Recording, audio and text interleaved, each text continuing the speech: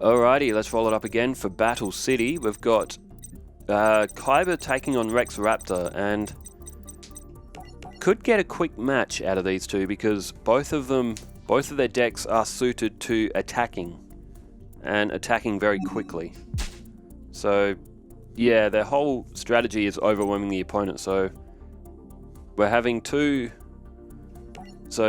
versus Dinosaurs, both aimed for attack. So it's basically whichever one can get the advantage first will probably get the win, but we should see a good match. A very hard-hitting match, but don't expect to be here for a long time kind of duel. Alright, Kaiba wins rock, paper, scissors, and he goes first. And as this one plays, I'm going to dosh out some comments that have come in as well over the weekend. As Kaiba, yeah, it's not a great starting hand. Activates the effect of Thunder Dragon, so he'll draw 2 more.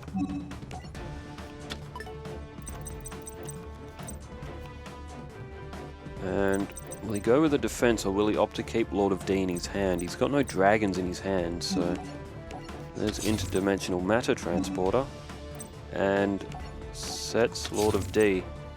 Alright, this is from the Bandit Keith and Joey match. From Catalowans, Bandit Keith has the most hyped deck. He does. Bandit Keith is very, very fun to watch. And also said, so proud of you guys for your work making this series such a screaming success. I know for me personally, it has reawakened so many happy memories of dueling at local libraries, during lunch break, and many, many sleepovers with my neighborhood friends. To many more leagues of the characters we grew up admiring. That is screaming out from my childhood as well, played it in the school library. Actually, I didn't play it much. I used to watch other players because I didn't really have many cards at that point, but during lunch break, yeah, at school we had them in our libraries as well.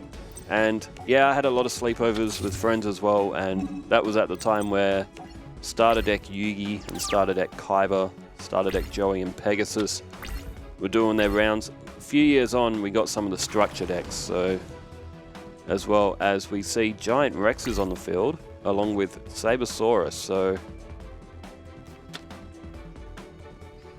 Kaiba's starting to get a little bit overwhelmed here. He's going to take 1900 points of damage. Raptor draws first life point damage.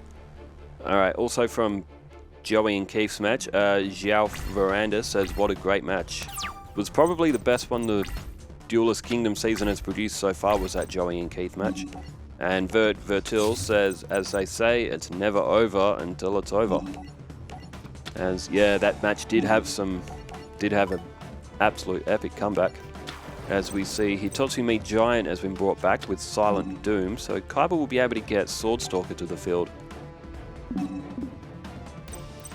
In that effect, he'll be able to destroy Sabersaurus at least, unless Raptor has something to block with. From the Paradox Brothers and Kaiba match, Joe Lowe's, it's back on. Para, we have come out in top form. Docs, we fight as ferociously as a storm.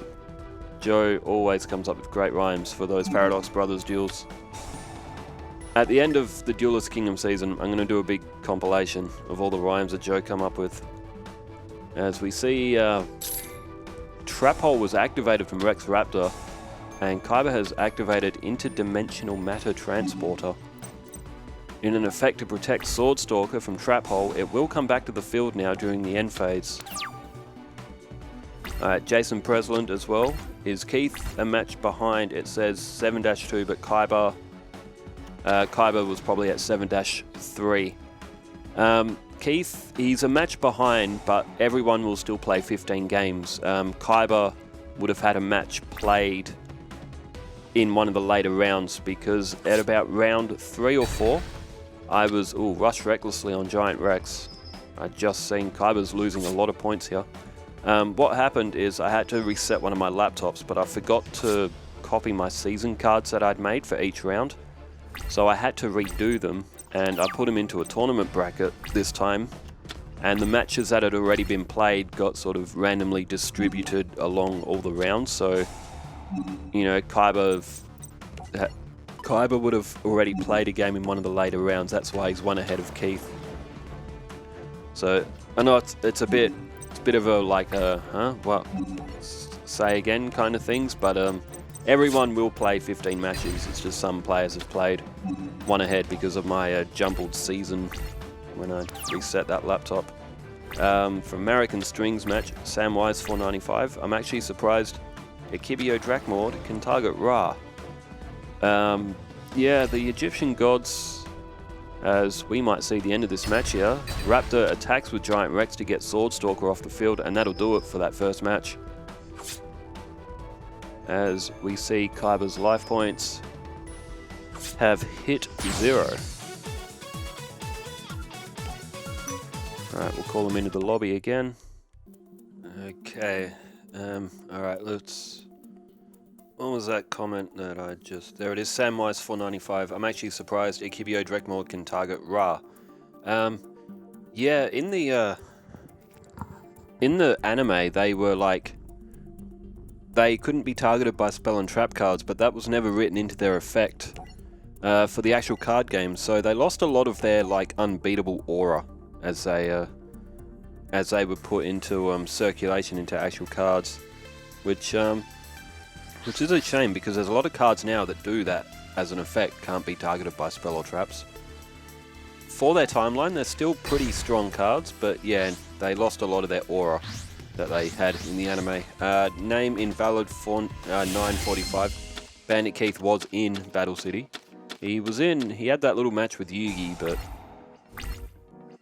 I had 16 players and Keith, to my knowledge, didn't take part in the tournament itself, so that's why I sort of omitted him.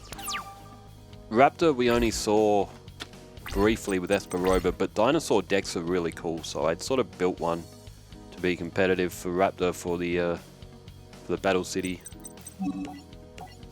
era. As we see Ukazi go down, Kaiba went with a face down defense. Here's another one from Joey and Keith. Mecha Jason says, I still think you should give Capsule Monster Coliseum a try. I think you'd like it. If you go for an attribute leader, that would be really cool. Some of them have really cool abilities. So, Capsule Monster Coliseum is a Yu-Gi-Oh! PS2 game. I'd never even heard of it before Mecha Jason told me about it.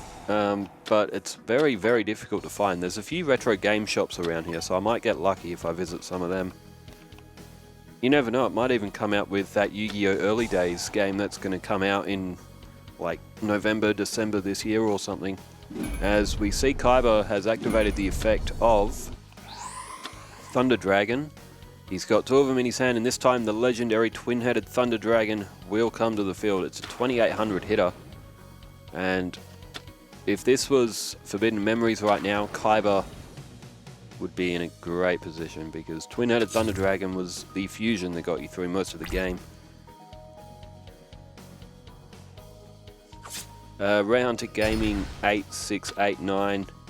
Hey man, that was a good strings part video. I have searched for my Valentine deck for Battle City and got a 42 card deck. So yeah, my deck has been altered a bit because it was just obliterating everything in its path. So yes, some of the cards that Ray Hunter Gaming has put down, yeah, I've also put into Maya's deck as well to make it a little bit more of an even match. However, Maya is still winning even with that deck. She is still unbeaten in this tournament though. She, you never know. She did lose to Mokuba in Duelist Kingdom, which was hilarious when she bricked both games. Alright, there's the Metal Tank, and Kaiba is all over Rex Raptor in this one. Miracle Jurassic Egg is destroyed, and another, what's that, 3300 coming off of Raptor here. He'll be down to 2000, and unless Raptor draws something, look at his hand, he's got absolutely nothing to play. And turn change back to Raptor. And it's just a Crawling Dragon 2. That's well, there's Mystical Space Typhoon, which destroys Kaiba's Interdimensional Matter Transporter, which he used in the last game as well. If this was Duelist Kingdom, we would be saying, oh, the terrible two-headed King Rex. The strongest card in Raptor's deck, which was what was announced during his match with Weevil, like right at the start of the series, before Yugi had even met them. Destroys the Metal Tank, but that's going to be all for Raptor, who has been absolutely obliterated in this match by Twin-Headed Thunder Dragon. It's a great card, and always have a special place with me as well, as being the fusion. They got you through Forbidden Memories. There's Lord of D. This one's academic. Nicholas Argyrus 1331 says, some of the most anime duels yet. It was waiting for Joey to last turn draw a monster to reborn into Time Wizard's effect. Yeah, that was the Joey and Keith match. It was a fantastic match. And it was very anime style as well, with the way Joey was drawing some cards in that one.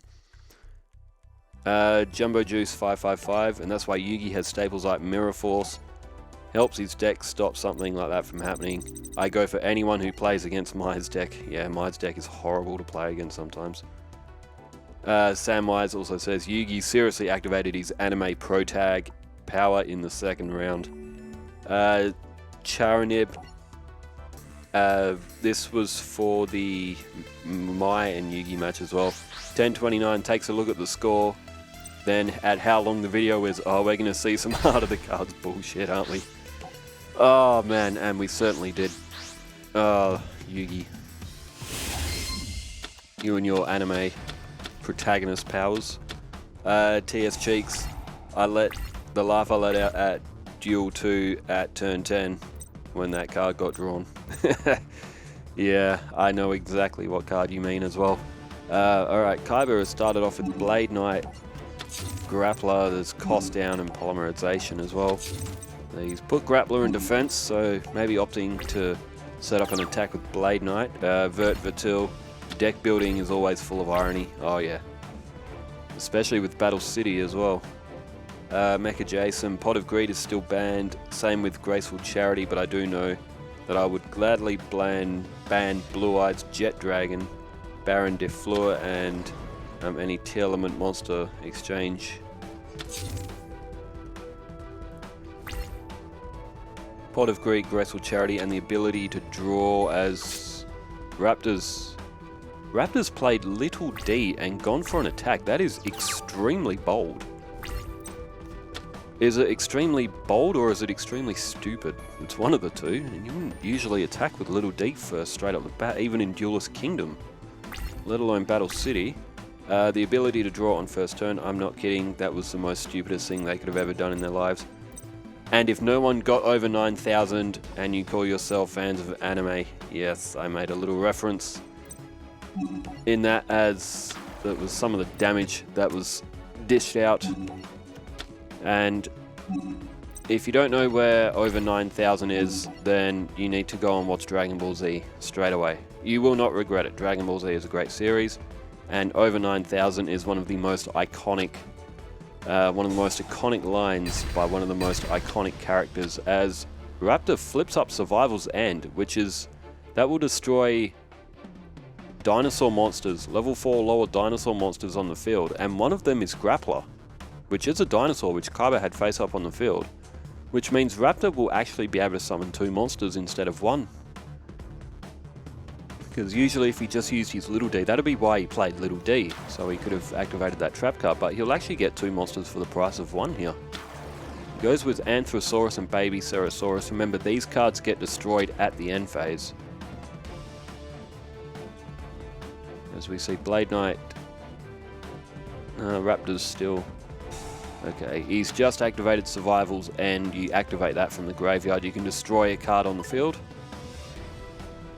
And that will be it for Blade Knight. So Kaiba only has Hyozan Ryu in his hand now, so he's in a little bit of trouble himself. Alright, Aaron van der Venter. Too much backfield remove cards in the game to ban Mirror Force. You're probably right with that, to be honest.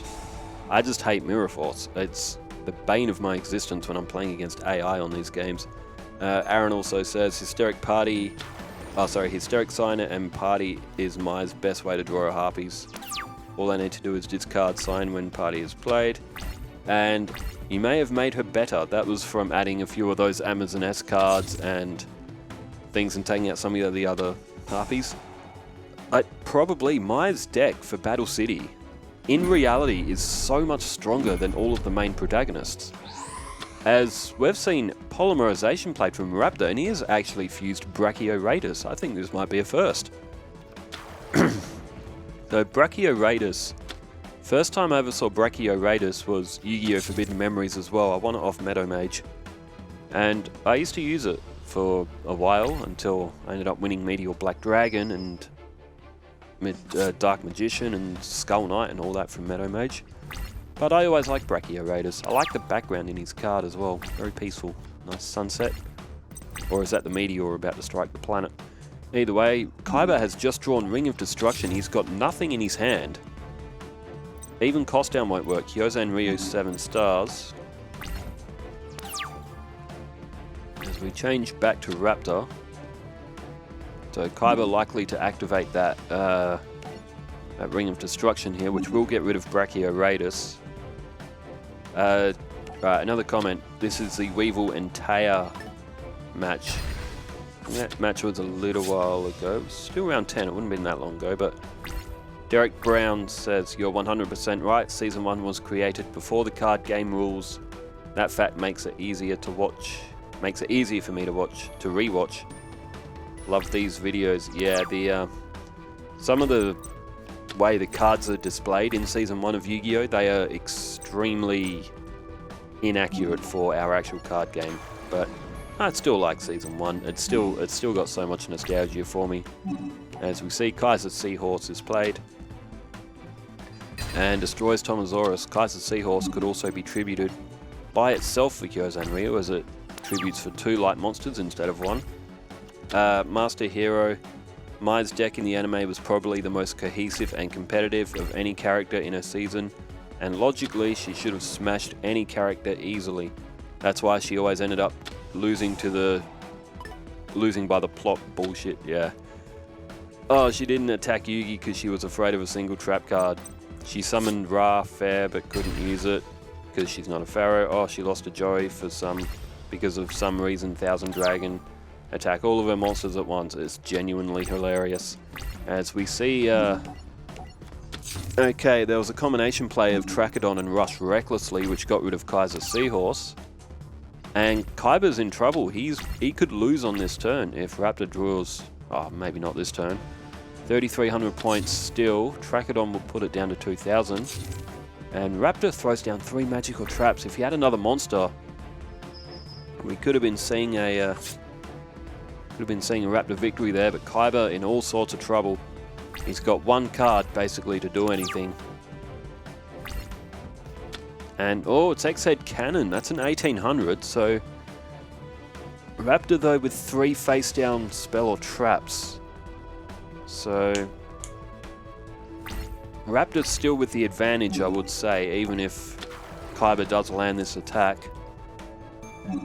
And oh wait, no, Raptor's got no cards in his hand. I just noticed that as well. Does he flip anything? Raptor likely does. No, he's got nothing. Wow, he went for a bluff. Trachodon's destroyed. See now, if Mai did that in the anime, she would have won. That's why you don't try and bluff trap cards. Just attack. Alright, in the Ishizu and Loomis and Umbra, Josh Sweeney, aka Shepherd, I'm a dragon type. That is... I forget what question I might have asked. I might have said, what type does everyone like the best? Typically, I like machine and zombies. I also like water-themed decks as well, but back in the day, I remember making a lot of machine and zombie decks. As Kaiba...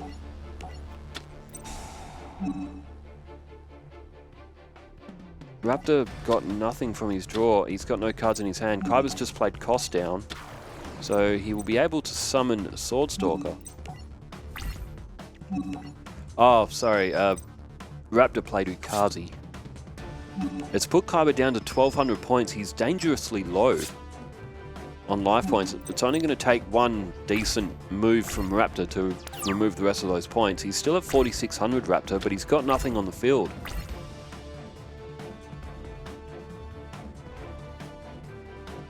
And, oh, end phase.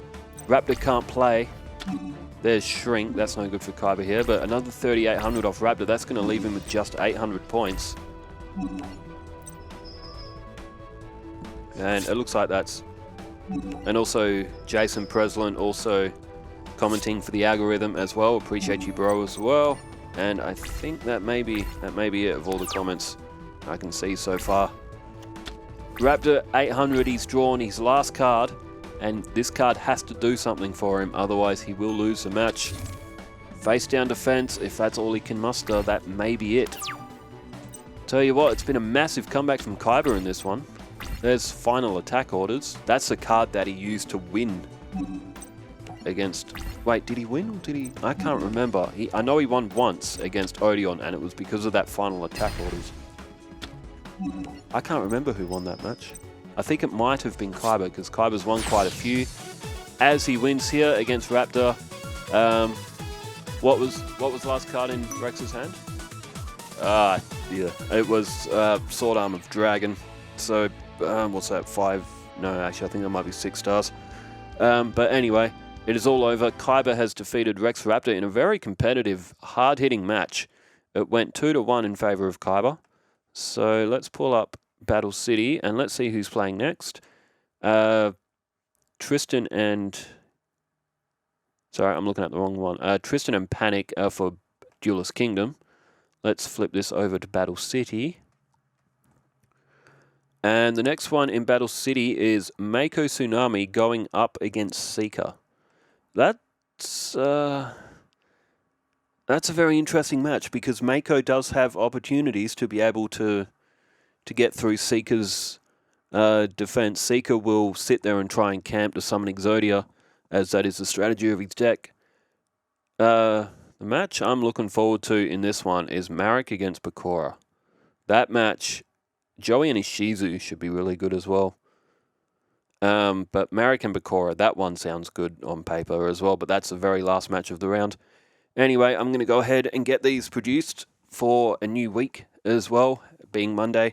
Thanks everyone for tuning in, and thanks everyone for leaving the comments as well, wherever you are in the world. Stay safe, take care, farewell.